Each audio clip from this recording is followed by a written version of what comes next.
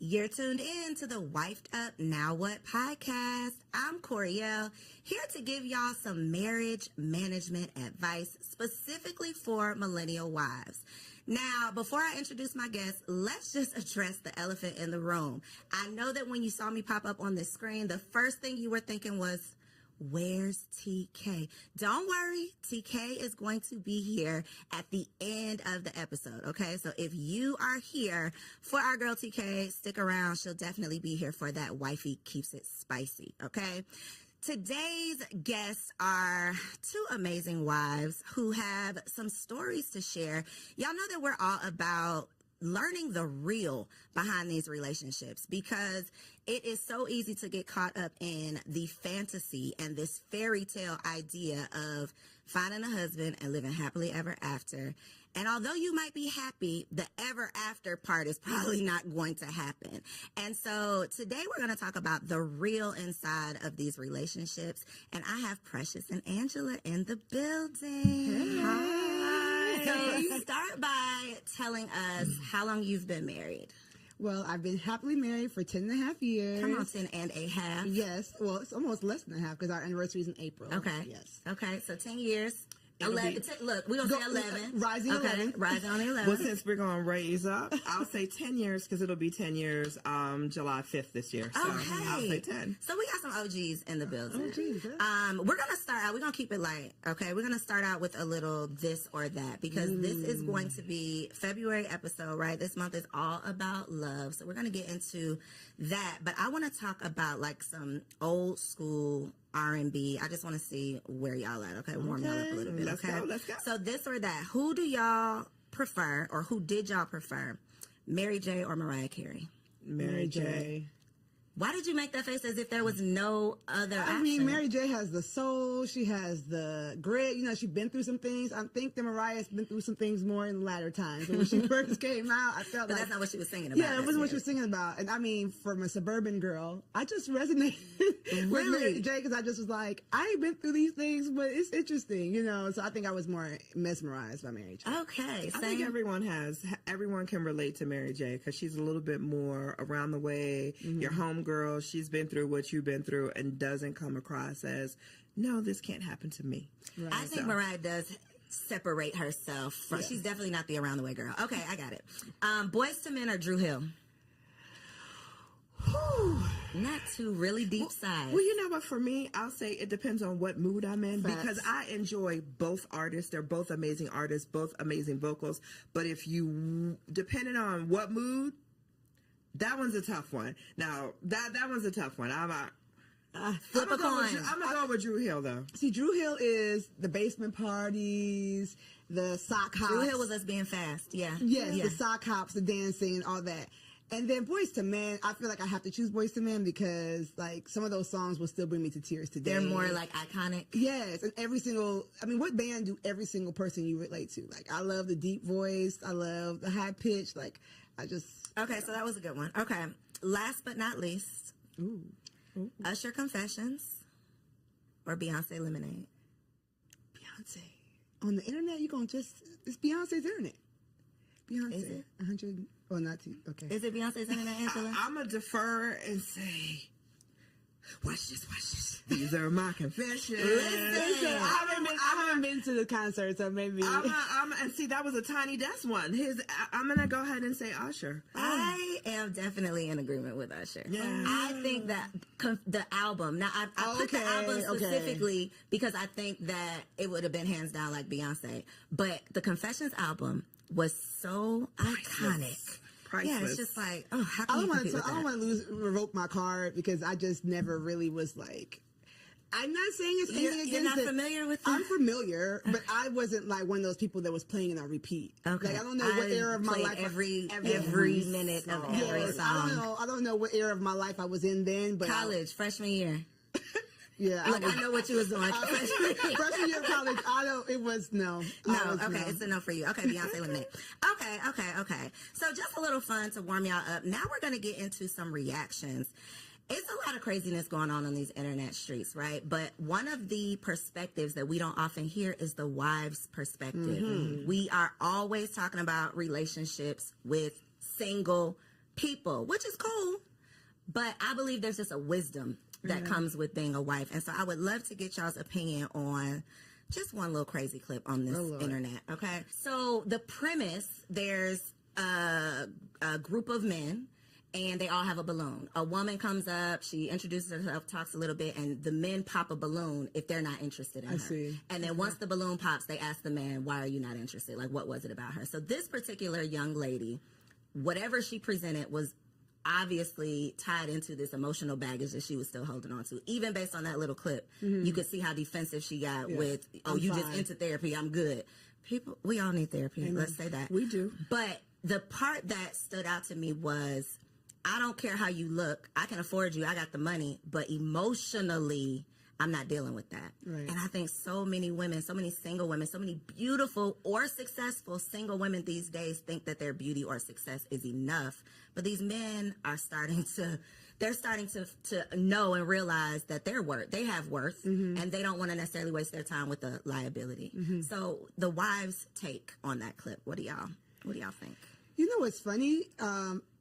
Something stood out to me differently. When he said, I can afford you financially, but not emotionally, I was turned off by that because you don't know, like that to me sounds more like transactional. I do believe that relationships require being willing to grow with someone, being able to have a conversation with someone, being able to tell her, find out more about her than, are you in therapy? Where are you at in your healing journey? Who hurt you might be the better question. And instead of just transaction being like, by the looks of it, I could afford you, but not emotionally, doesn't speak much to what he has to offer emotionally either. It seems like a little bit, I want you in a wrapped up package and ready to go. And I don't believe that sustainable marriages happen when people are, I'm 100%, everything is perfect, and just be able to afford my lifestyle. So that's what rang out to me. But yeah, you're right. We do need to realize that beauty is fleeting, as the good word says, right? So you can't just go with what your hair, nails, and your body. You've got to offer more. For me, that was a little bit different because I just experienced watching two single friends of mine who I introduced dating. The man came back to me and said, I can't do her emotionally. Oh, wow. And I had a very deep conversation with him about what does that mean? So I think, and his answer was from a male perspective, and it was, I can love you, compliment you until I am blue in the face. If you don't believe that, and if you don't believe what I'm sharing with you, there's emotionally, I can't carry the relationship for the both of us. Right. So for me, that statement took me back to that conversation that I recently had. And I think that was a strong statement. That was a real statement, because individuals, regardless if it's the man or the woman, if you're coming to a relationship broken, Right. it's not going to be a healthy relationship. So we need to do the inner work to heal and present our best selves as opposed to presenting our broken selves. And we're all broken in some way, shape, or form. So let me say that. But it's just a matter of how we present that brokenness. Right. And when my friend said that to me, beautiful woman, he said, emotionally, I can't support the relationship emotionally enough for the both of us. And that to was make strong. it worthwhile. Like, it's not worth what it's going to take for me to just manage and maintain for this to be worth it. And I've definitely had a similar conversation with a man who was dating a woman who I just thought was like it. Right. Beautiful, had it all together, seems to just have the, just seemingly the best personality, has her own money, just all of the things. You know those women that you see and you're like, why is she single? And that was literally what he said. He was talking to, and it wasn't necessarily she had emotional baggage. It was more so I don't want to say she couldn't be corrected, but she was never wrong. She could never accept any type of direction. And for men, if you act like you don't need me, they have no place. They feel like, well, there's no point in me being here. And I chose that clip specifically because I think that it speaks to what women say that they want. I just want a man with money. And what we think men want, which is just a pretty face. So part of what you didn't see was her explaining, you know, what she wanted in a man was he had to have X number of dollars. He had to be at this certain position in life. And this man who's a doctor who is in that position was saying, well, I got it. I can do all that, but I don't want to deal with that. I see. The issue is I've been out of this dating pool so long. You know, it's been 12 and a half years at this point. And I go to a gym where there's a lot of young ladies and we talk, and, you know, I'm always mesmerized by it. But it's so forward that it's so much criteria dropping, right? It's so much judging and pretentiousness. Like, it's not enough. Let me get to know you. And even the game is hilarious to me because it's just like, why do we as millennials want to label everything, quantify everything, get straight to the point per se, right? And we think that we're doing ourselves a favor, but really we're losing that nuance, that je ne sais quoi of getting to know someone, getting to experience that person. And, you know, for her, I feel bad because she's probably put that air up because she's been in this pool of men or whatever and feels like she needs to give her criteria based on being hurt or whatever. Therapy. As a counselor, I would, she needs therapy. But it's hard for me. I'm trying to stay out of that pool, and I'm praying for everyone in it. That part. I think, though, the defensiveness is definitely a turnoff. Yeah. Anybody who does not need therapy would not start the sentence off with, I think you just into that. You know, like, you clearly are proving his point with that response. So I think it's just an opportunity to check ourselves, get more aware, and know what the other, whoever you want to date, I'm just going to say the opposite sex, know what they actually want. Yeah. Because we can't say we want to be in a marriage with a man, and then a man tells us what he desires, and we like, but no, I'm not doing that. Go, get somebody else to do it. And it's like, but then you get what you get. Yeah, what do you really want? Okay, so that was good. So one of the things that I have personally just gotten into, y'all, I just launched a blog, okay, everybodylied.com, and it's the premise of we've been lied to. We've been lied to our whole lives about so many things. For the sake of this conversation, though, we're going to focus on the marriage lies, okay? One of the things that I realized as someone who has always wanted to be a wife, this is something that I've prayed for, I thought I prepared for it, all of the things, and I got into it and still didn't know what the hell I was doing. And I'm a happy wife. To your point, happily married, right? A happy wife. I love my husband, and it's still very hard. Yeah. And so I know that I'm not alone in that. And I know so many women get into these marriages, become a wife, take on this role, and then it's not necessarily what they thought it was going to be, or they don't know how to manage or maintain. So first question for you two, what was the biggest reality check once you became a wife? Well, for me, similar. My parents are still married. I did not model my marriage after my parents, however, but I'm from Ghana, West Africa. And so my biggest reality check was that you really make the marriage you want. It doesn't have to come. It's not like I get married and I enter this thing and it's just going to be ready made. Like, no, you've got to make the marriage you want. You've got to create the boundaries you want. You know, a piece of advice that my wonderful mom told me is that don't start nothing you don't want to keep doing. And it is true, like the boundaries. Oh, give an example, Precious. Okay, so when I was young and married, before we had, my husband was a single dad, so I have the bonus family structure. He would wake up really, really early to go to work. And I'm like, I'm going to wake up and make him breakfast. Woo. So, 5 a.m., I woke up every morning and made him breakfast for work and helped him get his lunch together. So we conceived our first child after the first year. Baby comes, and I'm like, I'm not getting up to make it. I might put your snacks out the night before. But my mom, when she heard I was doing it, she's like, I don't know if you want to do that for 30 years, and it's basically don't false advertise. So when we changed that system, I had to talk to him and say, I think I was ambitious. I was doing too much. I still love you all the same. I'm going to show you love because his love language is acts of service. I'm going to show you love in other ways.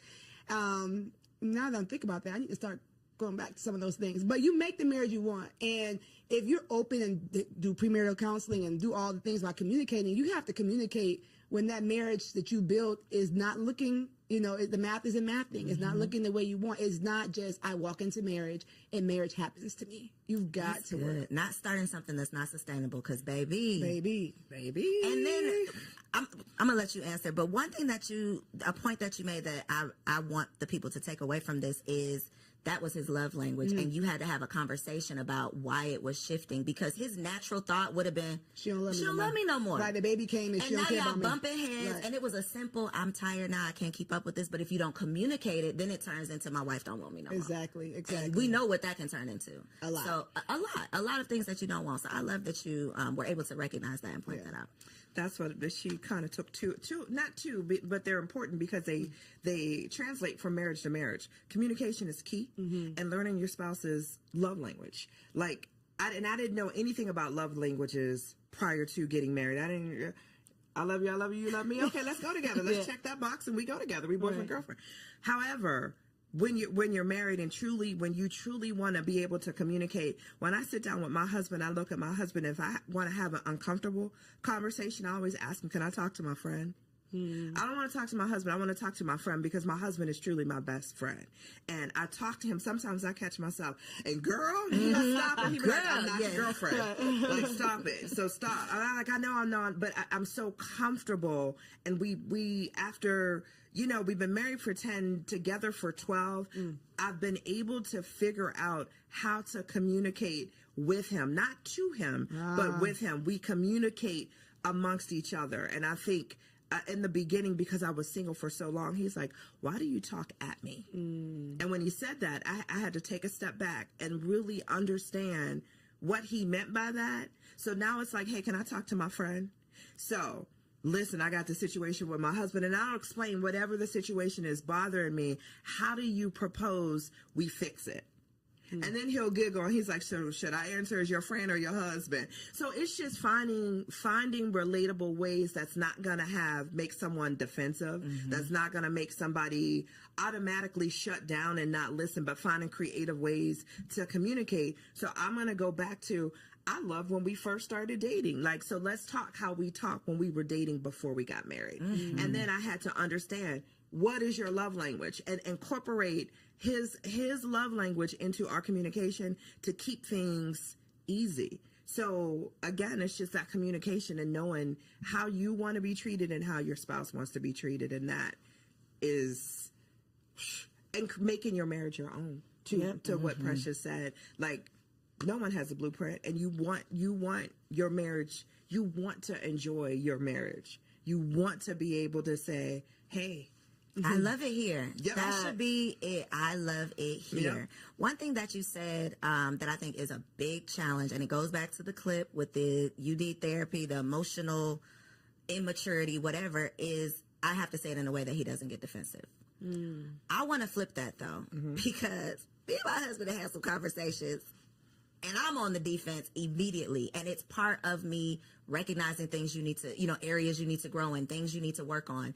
I am very non-confrontational, so I don't want to have those tough conversations. But baby, in this marriage, it is not what you want to do. It's what needs to be done. And so for a woman who's not willing to mature or grow or evolve or go to therapy or work on herself, marriage is not going to work. It is not going to last. she need to stay single. You have to stay single. I put up on Threads, if you can never be wrong, you should never get married. Like, if That's the point nobody of can marriage. check you, That's the point of marriage. What are you honestly. doing? Like, marriage is your mirror.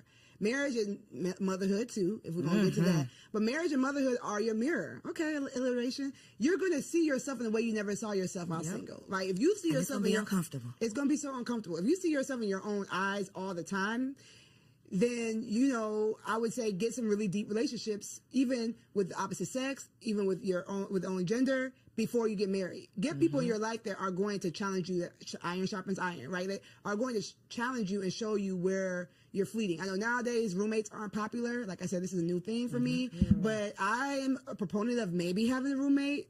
It depends on your age. Somebody that's just going to show you, like, you do this and it's weird. Like, stop doing that. And if the first person who has a hard conversation like that is your husband, then he's going to be the enemy. Yep. Then it's you and it's not me, because nobody else has ever told me this. Exactly. But you've never allowed anybody that close to you.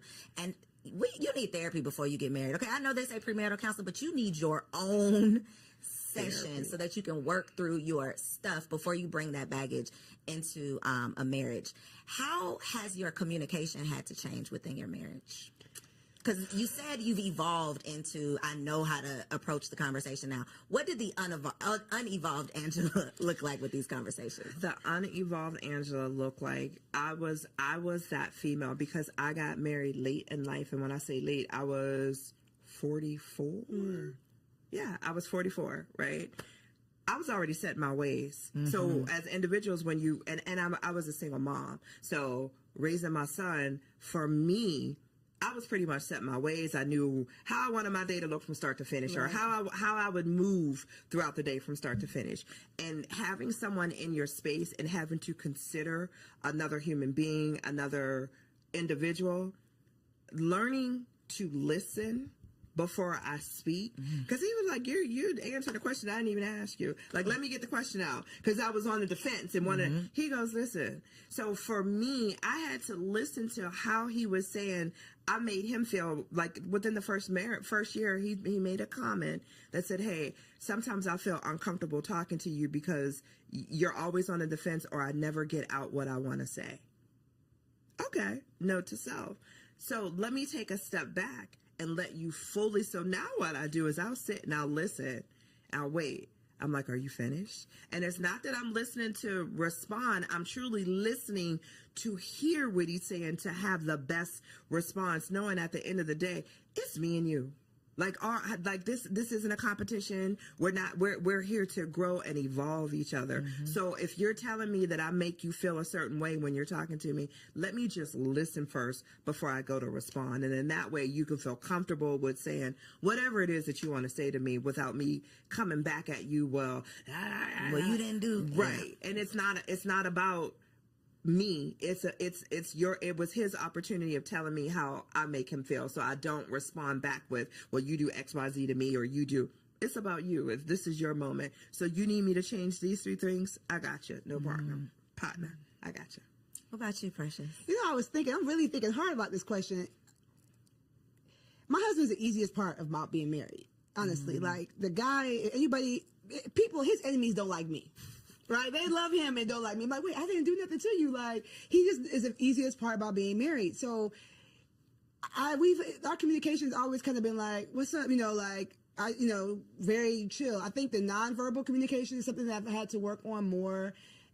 What's that look like? Your face talking for you? Face, maybe just like, my love language is physical touch, which is not a lot of women's love language. So if I'm irritated, I'm like, you don't really gotta touch me like that right now, right? But so working on that, and then also we talked about evolution, right? So Co knows this. I lost 75 pounds before I got married, and I've gone through weight loss after having all my kids and all that kind of stuff. Right? Yes. So having 3 kids, having a weight loss journey, and now I help moms do the same thing, but I've had to learn my body. So my nonverbal communication has changed, right? The things that I like have changed. So I've had to communicate with him physically different, and he had to learn me more so differently as I have gotten older. Now I feel like I have the body I wanted when I was 20 something, you know what I'm saying, in my 30s. So our physical communication has changed and evolved, and he thankfully saw me on my journey when we met, and so he likes me heavy, he likes me slim thick,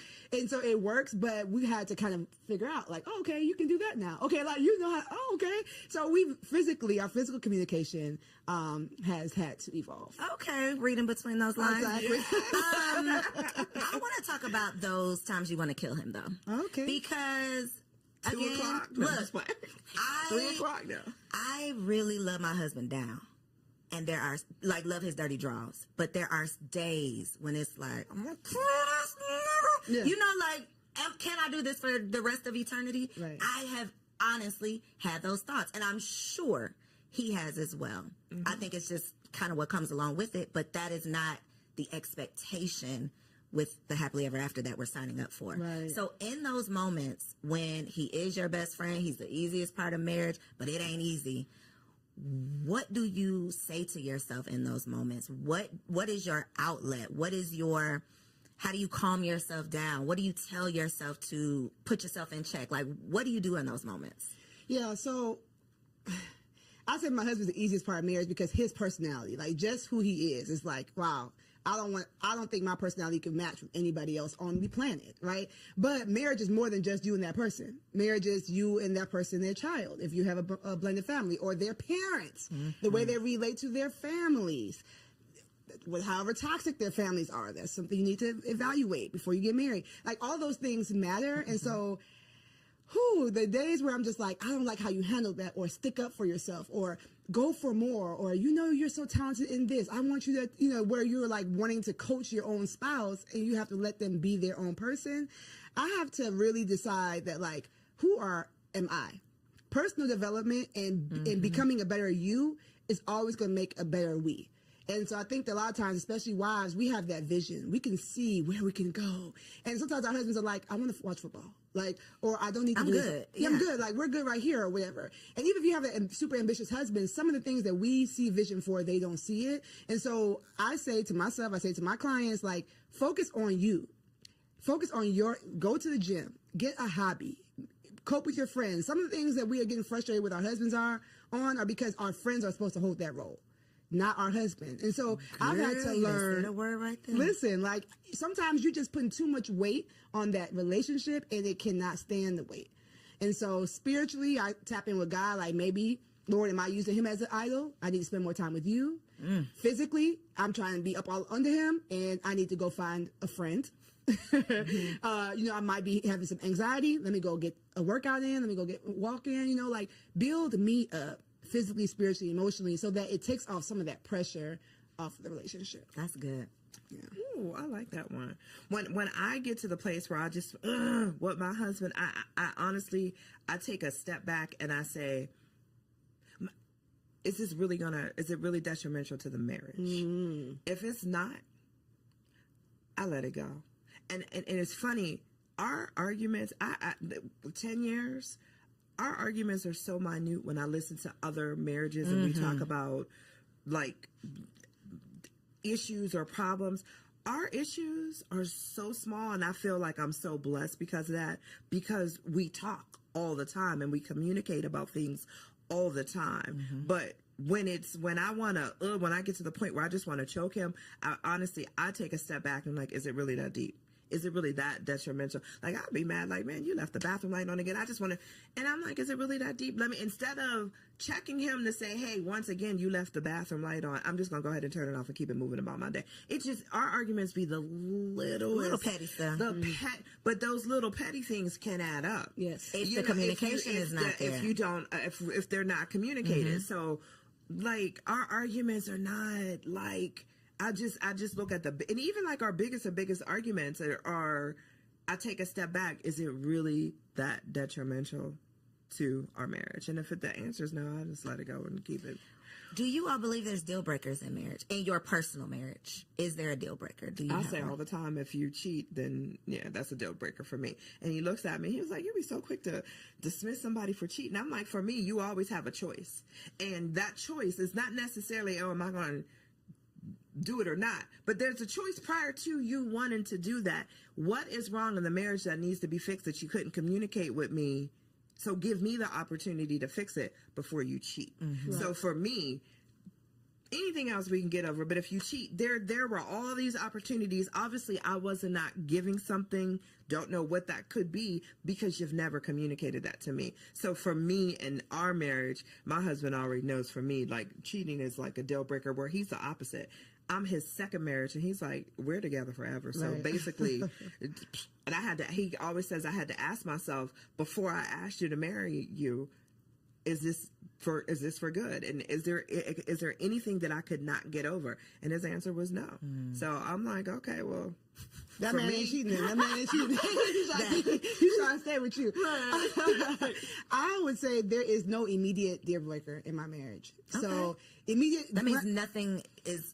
You can't talk about, at least have a conversation about. Right. So immediate deal breaker mean I don't care what you say. It's over for me. I mean, maybe if he put his hands on me, I can't see myself. Maybe if he put his hands on you, because if he put his hands on me, I just can't see him turn. Like, that to me seems silly to say. You know what I'm Like, saying? there's no chance this Yeah, it was like when we were dating, I used to say, if it was a burning fire and me, your mom, and your daughter were in the room, who would you get first? He's like, I'm not answering that. That's silly. I'm gonna find a way for all of y'all to live. Yeah, it's not happening. Why are we all in this house in this fire, right? So that to me is like, when would he become, just randomly after all this time become that kind of person? So yes, I would not be with someone who would put their hands on me, but I don't have a immediate deal breaker. That is great and scary. It's very scary. And I mean, I feel like I can say that now, right? So, I'm never going to be like on this internet, like, oh yeah, everything is perfect over here. No, I mean, we were both working class. We met. We still out here working through this pandemic, through this economy like everybody else. So I won't say that we're perfect in this. Not something that the enemy could use to break us. But the way we look at marriage is like, this is our way to show people that Jesus is real. Like, this is our way to show people that like he didn't die for nothing. So for me, I would just pray that like whatever came our way, we would look at it as an attack and we would fight it together. Now, if we didn't make it, then we fought. You see what I'm saying? So that's why I say it's no immediate break. It's not to be like, I love my husband, I'm never divorcing him. But more so like, we represent more than just me and him being happy. I love that. It's bigger than just y'all are building something bigger. Yeah. When it comes to losing yourself in your marriage, I think this is definitely a woman problem. And I think it comes down to what you said, Precious, of a lot of women, when we find this man of our dreams, I would just speak for myself, not a lot of women, me. Even when I was dating, I was an all-in type of person. If I am in it, I am in it. I am number one girlfriend. I am all of the things. So now that I have this husband, I am all the way in it. And becoming a mother made me realize, okay, girl, wait a minute. Who are you outside of being a wife and being a mother? Because if that gets lost in the sauce, then I'm literally drowning under just these responsibilities. And so y'all being in the game 10 plus years, how have you managed to maintain your identity outside of being a wife? Especially when you have multiple businesses, lots of things going on, you have desires to be more than just a wife, but this is obviously a big responsibility. Go ahead. No. Okay. I think as a woman, you have to create and carve out that time for yourself. Yes. Period. Hands down. You need your girlfriend time. You need your alone time. You need your self-care time. As long as you are always making time for yourself, whether it's perfecting your craft, like Precious said, picking up a hobby, you have to 1,000%, just as much as being a wife, being a mom, we're all of that. Those are important. So is being myself. So when you have those days where, hey, guess what today? Y'all, I'm going to see you later because I'm going to go get my hair done. I'm going to get my nails done. I'm going to go to the spa. I'm going to relax. I'm going to go eat with my girlfriend. It's so important to make sure, not just the women, but the men too. It's just so important that you're taking that time for yourself and you're truly developing. You don't give up. I hear some people say, well, I gave up my dreams and aspirations because I'm a wife and a mom. What made you think you had to? Because the times are evolving. Yeah. There's things as nannies, like so much that people did not have access and finances to when our parents were coming up, or who we had as role models or marriages, role models in terms of marriages to model after. We didn't see that. We saw the wife staying home and being the wife and mom, and that was it. That's not where we're at today. And a big part of that is always making sure that we as women allot that time for ourselves and not feel guilty about it. Ooh, the guilt part. That part. There's nothing wrong with saying no because I'm taking time for me. Because if we're not good for all the other roles that we have, we can't be good for anything. So we got to be good to ourselves. You already know that she's speaking my language, right? So I heard you speak. One thing I want to affirm you, because I'm always going to do that, is that when you're a woman such as Co, and you're doing all these things as a single woman, society was going to tell you that it's not possible to have it all. It's not possible. So when you get into this beautiful marriage, it's like, okay, I got to work. I got to give everything I can to this because this is an anomaly. I'm an anomaly to be able to be this self-made, 6-figure, maven, right? And so that's a lie. Right? Everybody lies. See, that's a lie. That's a lie. You can have it all. You might not have it all at the same time, and you might not be the one to do it all, but you can. Okay. Thank and you. so you're welcome. You're welcome. It's gonna be, we in the trenches. No hood like motherhood. So we're in the trenches. But to your point, when I teach the LIFT framework, which is my framework, one of the letters is the F, the freedom mindset. That fighting that guilt. And what you said about the T, taking your turn, I'm not gonna go into that, right? Like you take your turn, you do stuff for you, but you gotta start with the mindset of why do you think you need to be lost? How, if you lose yourself, will your husband have someone to love? Will your kids have someone to nurture? Like, getting better gives him a new woman to love, right? Every time I get better, every time I lose an inch, every time I get a new hobby, it's like, okay. It's spicing things up without him having to go find somebody else. You see what I'm saying? And so I think that we have it backwards where it's like, oh, I've got to martyr myself for the things I love. But no, you're giving them a diminished version of yourself. And so even if mom guilt or wife guilt, because I feel like I have more wife guilt than mom guilt, them kids will be all right. Yeah, them kids will be all right. Yep. I feel like y'all have each other. I birthed all y'all so y'all can have each other, go on and play, right? But sometimes I'm like, I'm at this thing, I could spend more time with my husband, or I'll bring him something home to eat. Like, I have more wife guilt than mom guilt, but I have to remind myself that, like, the things that I'm doing to make myself better, make me happier, make me more understanding, make me more energetic. You know what I'm saying? Like, go to the gym, sis. Take the time for you, like, because you're going to be a better version of you when you get there. And so losing yourself is normal. It's more normal. That's a lie, too. It's more normal than you think. You might be beating yourself up and saying, why? I can't believe I let myself go. I can't believe it. A lot of people are doing it. But they're not talking about it. But they're not. Which is the point of these conversations. Because when I see the perfectly curated homes, all this not a figment of our imagination, because I'm seeing it right here on my timeline. It's social media.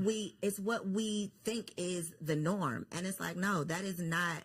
First of all, that's not even real, probably. But we are comparing our real lives to this fantasy or fraudulent 18 seconds, 30 seconds. Clip that we see.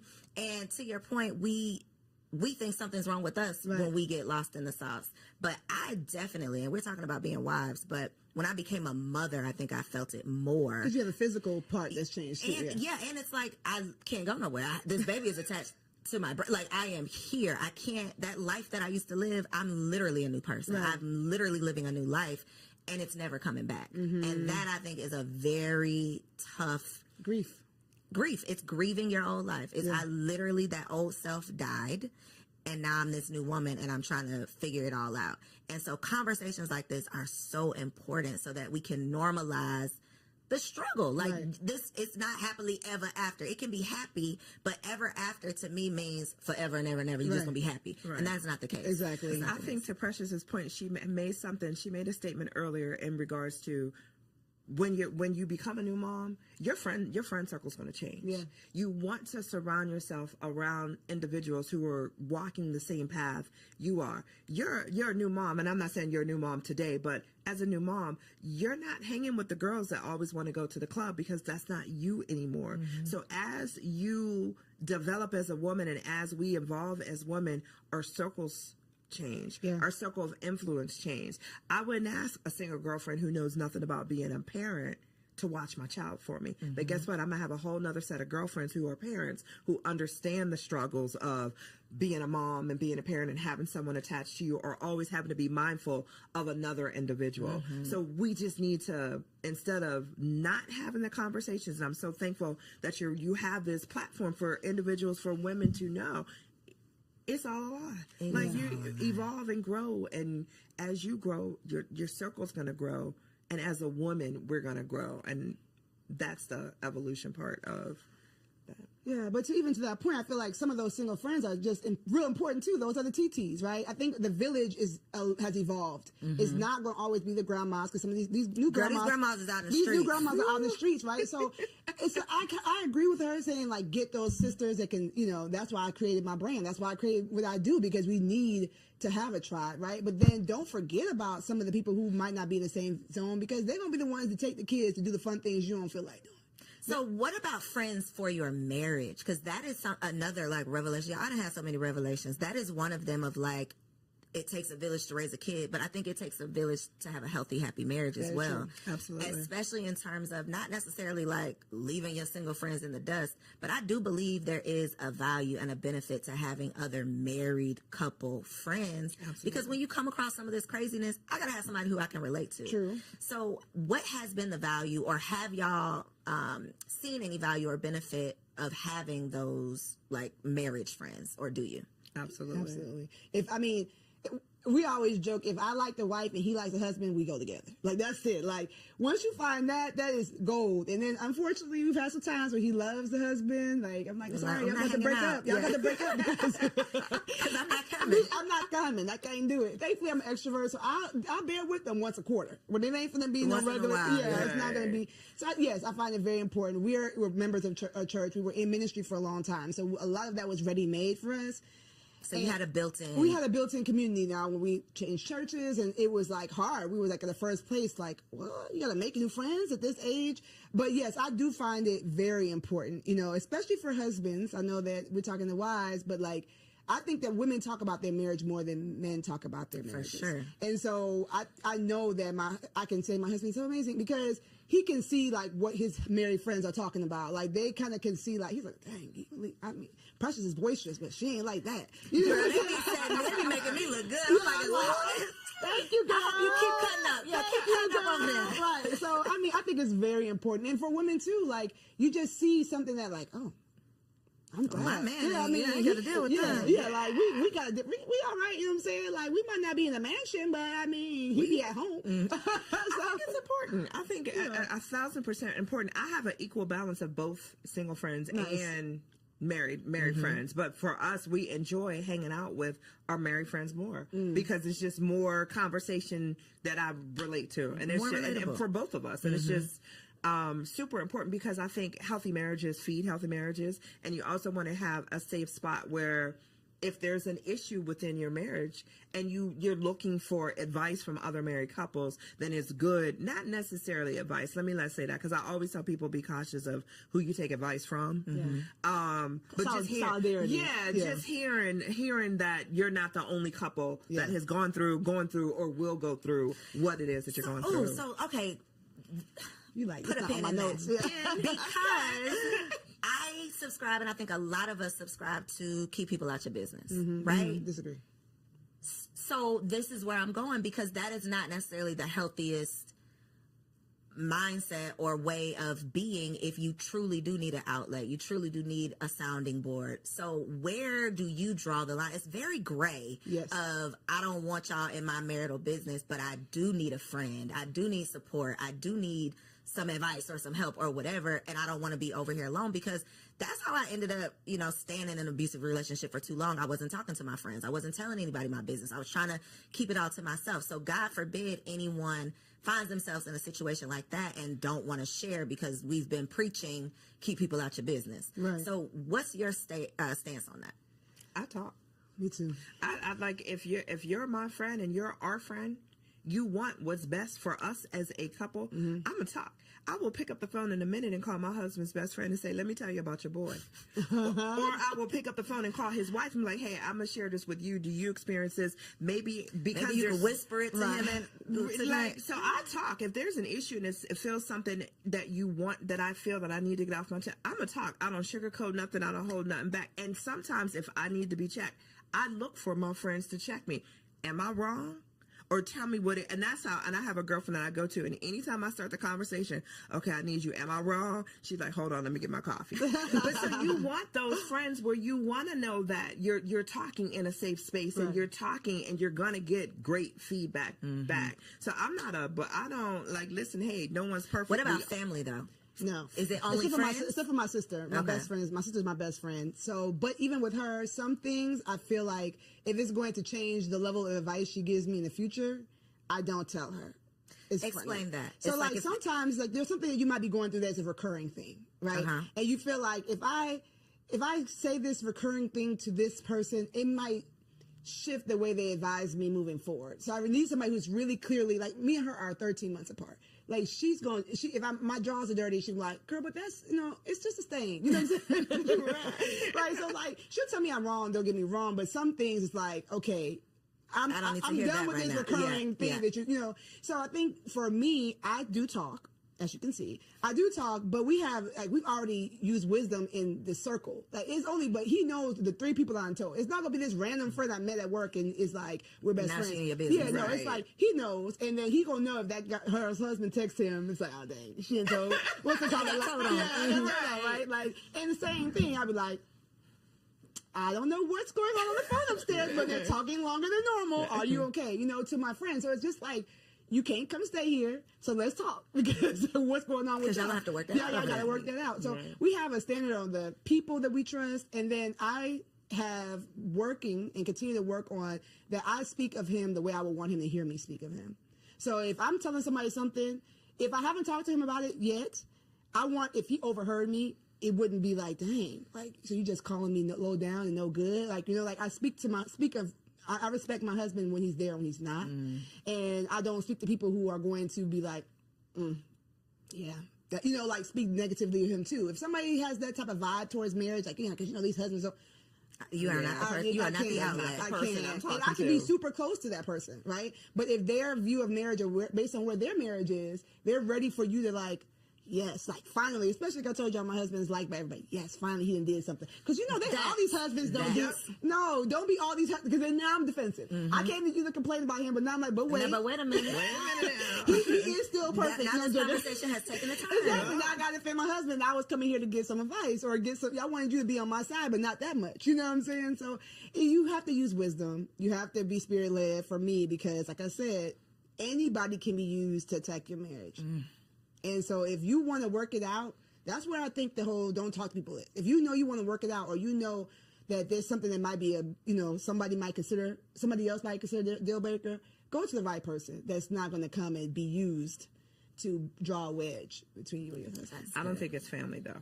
To your question in regards to family, and I say that because I'm very careful on what I let my family know about the marriage, because I would not ever want someone to look at my husband differently because I gave you too much on a day that I was super emotional and I said, and you know, I would. So with the family, I'm very cautious on what I choose to tell or what I don't choose to tell. Friends are different. Family, because 9 times out of 10, my husband already told me we're not getting divorced. So I don't want to go paint this image of, because I'm mad at you today, now I'm gonna have my family mad at you because my family ride or die. They going.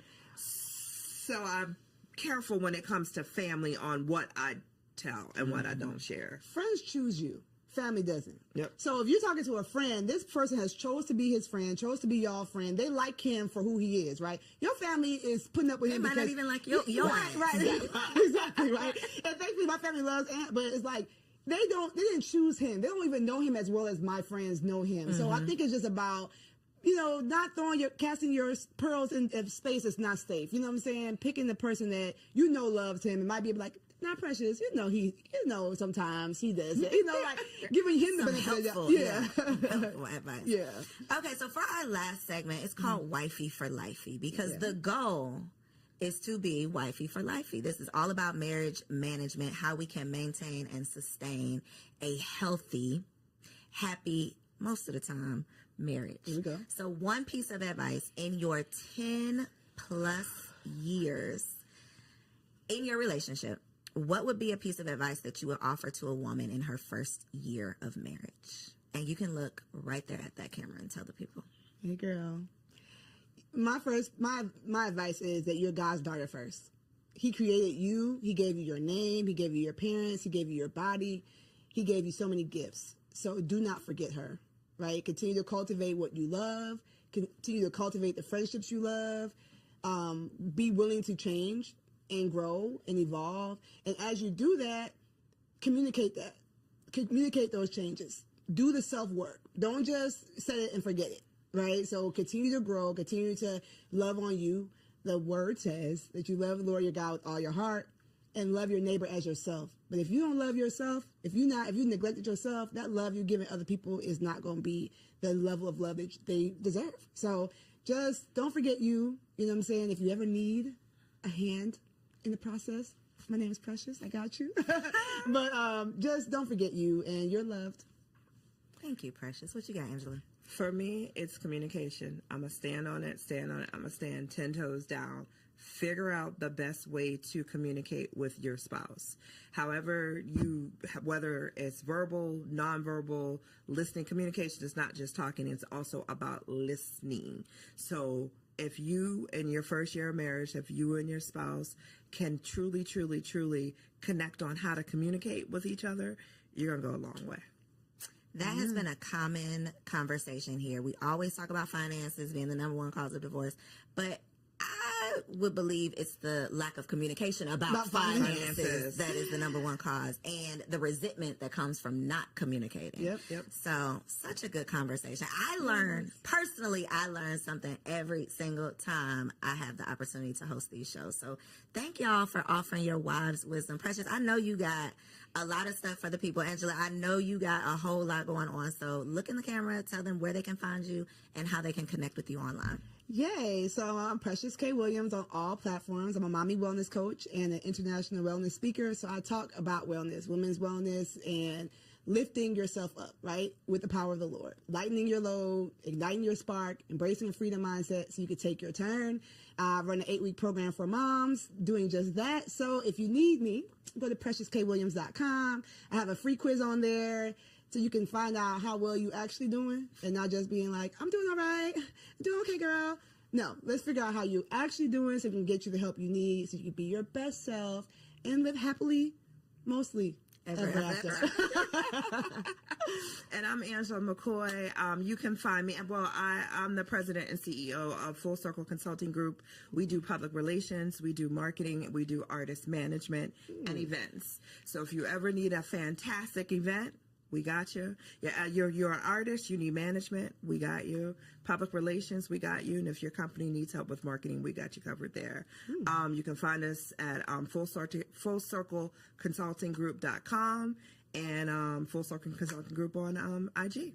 Two bossed up baddies that are still out here living healthy, happy wife life. Okay. So I hope y'all enjoyed the first part of today's episode. We are about to get into Wifey Keeps It Spicy. TK is the next face that you'll see. Catch you on the next episode. Hello, beautiful ladies. Welcome back to another Wifey Keep It Spicy segment with your girl, Takesha. I'm super excited to be back. Yes, with another banger, of course. This is the month of love, February. That's why I got on my red, keeping it sexy. But Valentine's Day is right around the corner as well. And so, of course, I had to give y'all some gems, some jewels, some tips, the tea on how to keep it spicy. Listen, this week is for the big girls. Okay. What do I mean? Because I'm about to challenge y'all to something all month long. Okay. I'm not just about to drop some gems for y'all to be able to enjoy one day. No, baby, we are about to have thriving sex lives and intimacy with our spouses forever. Okay. So we're going to lay down some foundational work, right? I want to challenge y'all as your sister, as your auntie, as your friend. Okay. Am I auntie? But as your friend, I want to challenge you to two things. Okay. I need you to ask yourself if you are ready for the challenge.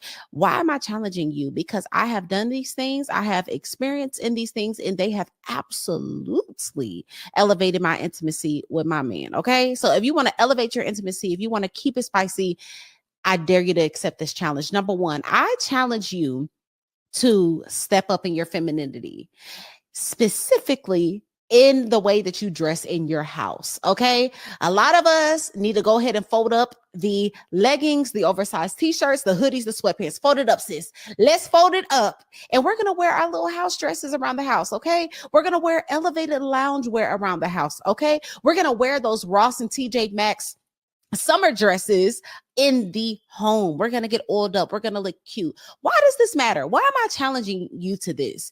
It's because when you feel feminine and you feel soft and you are taking care of yourself, you will be more prepared to be able to be intimate later on at night. A lot of us are complaining about being tired and being drained and being overworked.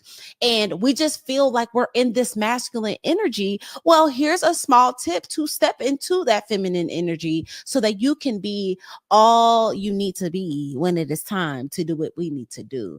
Wear those dresses around the house all month long. Step into your feminine essence, right? I just want to put this caveat out there though. Be prepared for your man to want it all the time, and be prepared for you to want it. Okay. Because when you walk past that mirror and you see your silhouette and you see how good you look, you see how you jiggling and wiggling and smooth in that dress, you are going to feel confident. It's going to boost your self-esteem, and it helps you thrive in your femininity, which is absolutely attached to your intimacy. The second part of this challenge, and this is for the big girls. Are y'all ready?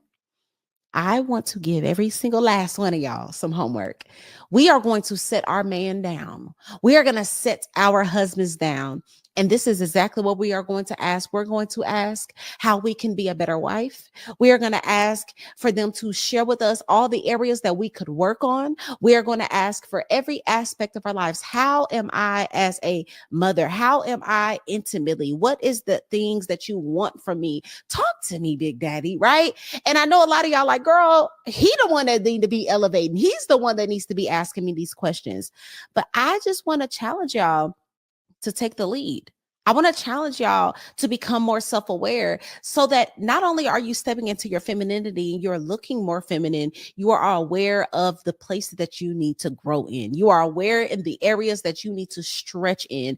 And therefore, overall, just allowing a space for a phenomenal place of intimacy to thrive. A lot of us think we're doing excellent and we just might not be. And that is okay. It is better to have your feelings hurt a little bit and become fully self-aware than to operate in full delusion and just be suffering. We don't want that. We're not building up a culture of women who think it's all about them. So this month we are challenging ourselves to be big girls. We're challenging ourselves not only to know how to be fire in the bedroom, throw it back, do all these tricks, but we're going to be phenomenal women. And so this is what's going to set up for the long lasting, mind-blowing sex that we all want.